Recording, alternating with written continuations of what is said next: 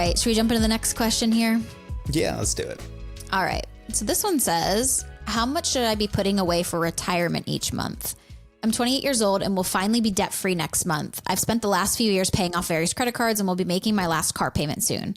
I have a few months worth of expenses set aside, but no real retirement yet. I'm just so lost when it comes to saving for retirement. Should I be putting away a flat percentage from each paycheck or something more specific? And how do I even know how much I'll need for retirement? Yeah, I think this is a great question. And I feel like people, once they start to get more aware of their finances, they also start to become more aware of what they don't know, right? And that question of how much do I actually need for retirement? I think that's a big one that people start to have, especially like as they get more into adulthood and they start investing for retirement, whether that's, through an IRA or through work, like that question comes up and it can be a hard question to answer, especially if you've got like 30 plus years until you hit retirement age, right? Like what are expenses going to look like, right? Because that's kind of one of the biggest factors is how much of my income do I need to replace in retirement? But I think most people would say that they've heard the general rule of thumb of like saving 15% of your gross income for retirement. And, at least the way that Lauren and I look at it, it's like 15% is a really solid baseline. Like, can you get to 15% and can you hit that comfortably month after month? And once you're at that standard, then we can start to look at some other tools to kind of optimize for what's the exact amount that I should be saving, or at least a closer or more specific amount that I should be aiming for. And then how can I tweak the numbers to make sure, am I, over investing? I could be investing in things in the short term, or am I under investing and need to do something to make up that gap?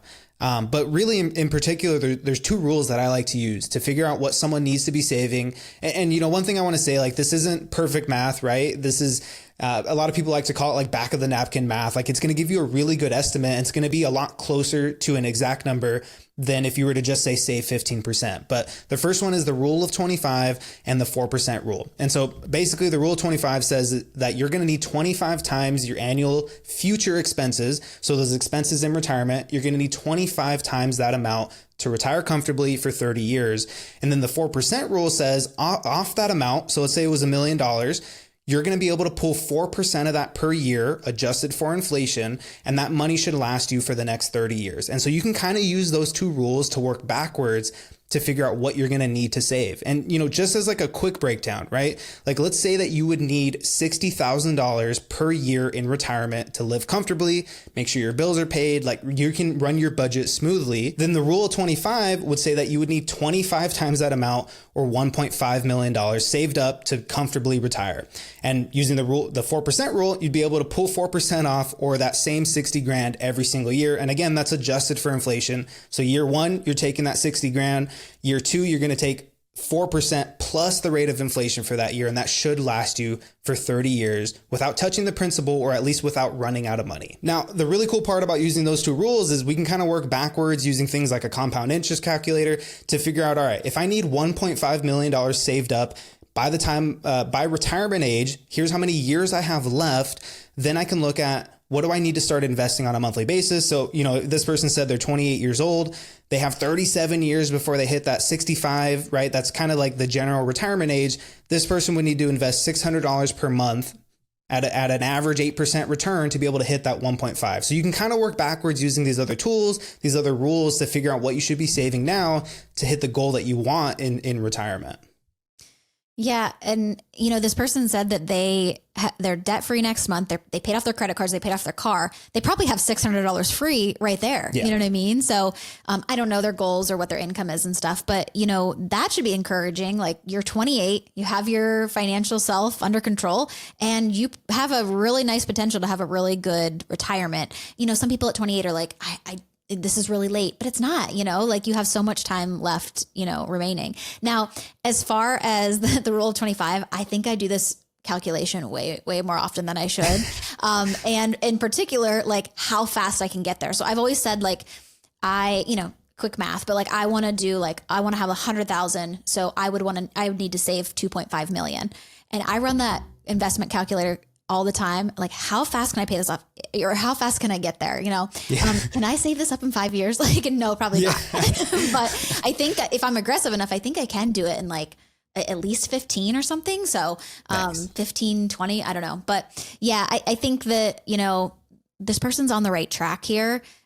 they got debt free, because of course we would not want them to start chucking a ton of money into retirement when they're still paying off credit cards. Yeah. But also I think it's a good thing for this person to make sure that they have their budget under control too, because why are you paying off credit cards? You know, was there some spending that was out of control there or whatever? So having a clear budget and then having a clear, chunk of that set aside for retirement as well. So they're definitely on the right track here.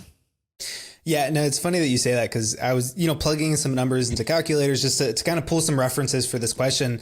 And like, I started plugging in my own numbers and I was like, man, like you can really go down the rabbit hole with this. And, I think one thing that doesn't get considered enough is 60 grand might be enough to cover your expenses today, right? Like maybe you've determined that's what I need for a full year and then I can use the rule of 25. But 60 grand today is not going to be worth the same amount as 60 grand in 37 years, right? When this person is 65. And so you can use other tools like an inflation calculator to kind of get close. But I think that's one thing you really got to consider, right? Like 60 grand today, and I ran the math on this, you're going to need like 3 times that amount in 37 years to have the equivalent. So that 180K in 37 years should be roughly equivalent to 60K today. And so you almost kind of have to run this calculation every few years to see how are expenses looking today, and am I on track, right? Because as your expenses go up, as inflation goes up, the cost of goods goes up, this number is going to change, right? It's almost always like it's a moving target, and that can be a little discouraging to some. But I think all that is to say is like you shouldn't just kind of set these numbers and forget it and say, cool, I'm done.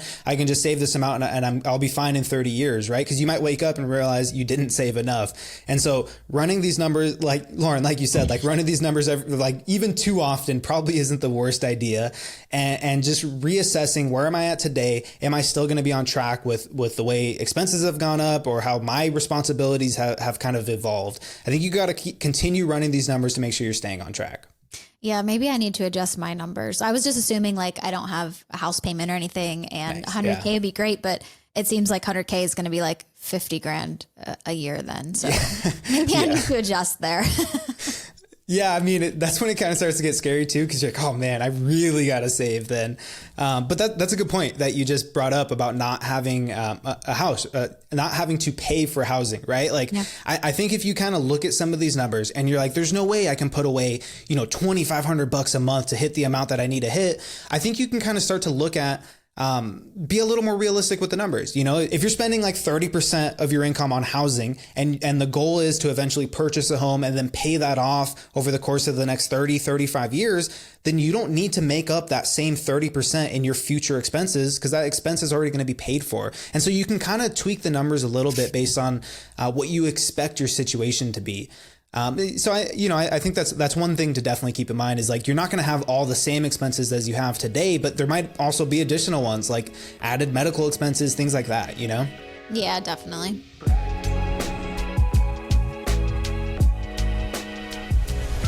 The information, opinions, and recommendations provided on this podcast are for entertainment purposes only and do not constitute professional financial advice. Any financial decisions you make based on the content of this podcast are your responsibility. We strongly recommend consulting with a licensed financial advisor or other qualified professional before making any significant financial decisions. By listening to this podcast, you acknowledge that we are not liable for any financial outcomes.